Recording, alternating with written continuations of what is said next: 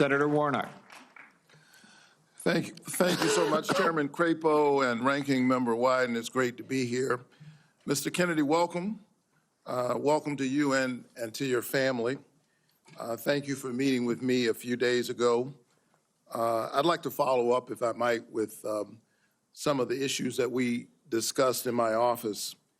I want to talk to you first about the CDC, or the Centers for Disease Control and Prevention.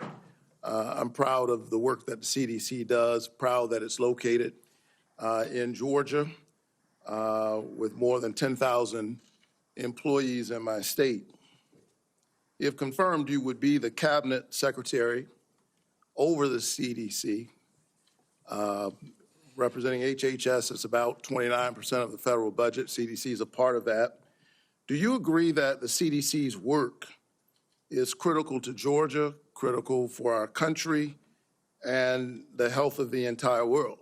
Yes, Senator. Senator Isaacson, my Republican predecessor, would have agreed with that. Bless his memory. He was a fierce advocate for the CDC, as am I. The CDC is an agency filled with hard-working, dedicated public health servants. They wake up every single day working to keep us safe. I think we don't think often enough about their work, because it's easy not to celebrate the folks who are protecting you from that which doesn't appear because of the work that they're doing. So grateful for the work that the CDC employees do. Some of them are members of my church. I saw that deep commitment firsthand when I visited the CDC just last summer. Mr. Kennedy, you have compared the CDC's work to Nazi death camps. You've compared it to sexual abusers in the Catholic Church. You've also said that many of them belong, this is a direct quote, many of them belong in jail.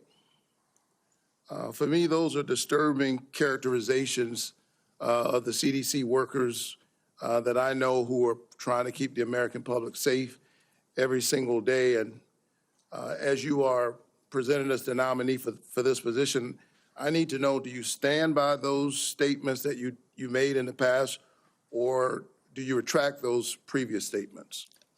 Senator, I don't believe that I ever compared the CDC to Nazi death camps.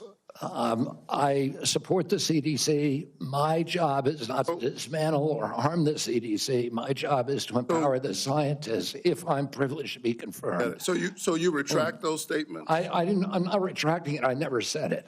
Well, actually, I have a transcript of me saying that it's a Nazi death camp. Let me read your words. It says that the institution CDC and the vaccine program, is your description of their work, is more important than the children that it's supposed to protect. And you know, it's the same reason we had a pedophile scandal in the Catholic Church.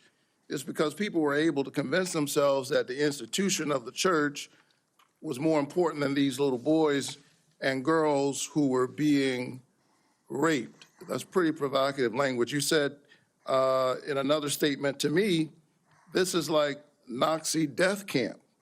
I mean, let me finish. I'm just reading your words. I mean, what happened to these kids? 1 in 31 boys in this country, their minds are being robbed from them.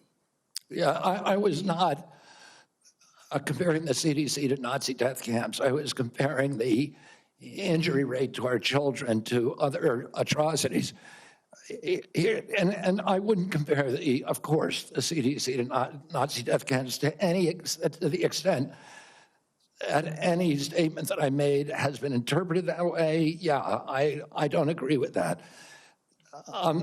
In 2003, the United States Congress Government Oversight Committee ended an over a year investigation of the CDC and used almost that same language. They said that the CDC, just one division, one branch, the Immunization Safety Office, had put institutional self-interest and pharmaceutical profits ahead of the welfare and health of American children. So that was a conclusion by Congress. And I repeated Well, that. I'm asking you because you're the nominee for HHS. It sounds like you stand by those statements. Senator, my objective is to support the CDC.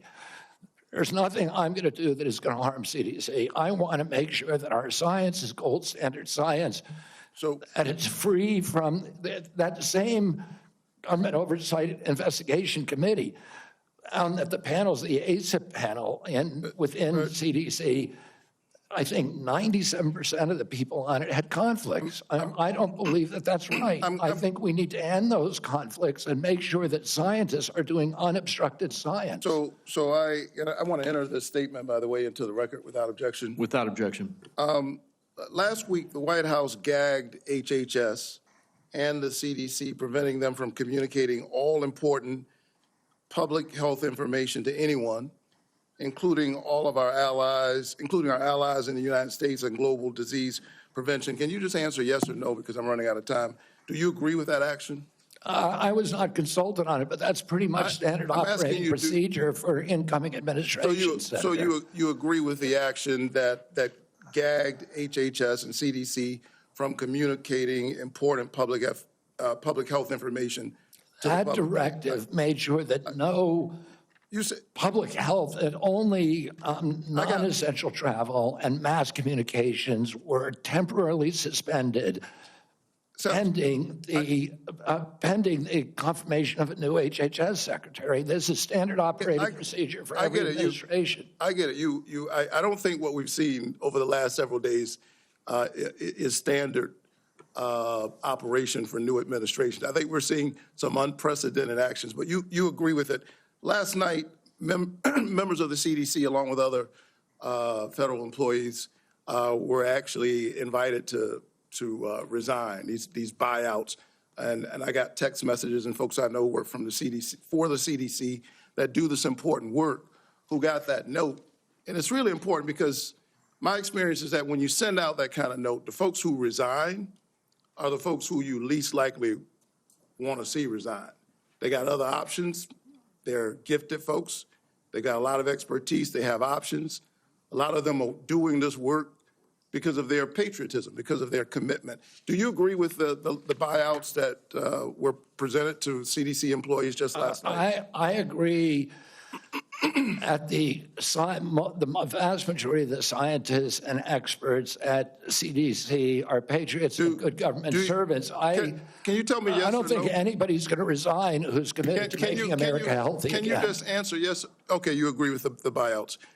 In our meeting, I asked you to confirm your support for the Affordable Care Act. You also mentioned that you and President Trump want to fix the ACA by making premiums more affordable. Can you answer me yes or no, as I don't have a lot of time? Did you know that tax credits that help families afford health insurance and save Georgians an average of $531 per month per person are set to expire at the end of the year? Did you know that? I do. We need to move on. Do you support Congress extending these tax credits so that Americans can continue to afford health care? Congress has to make its own decisions about that. My instructions from President Trump. Mr. Chairman, you're saying I'm running out of time, but I'm having a lot of trouble getting the witness to answer yes or no to a yes or no question. Well, and I've got one more question. You're almost at 9 minutes, sir. Well, I need him to answer yes or no.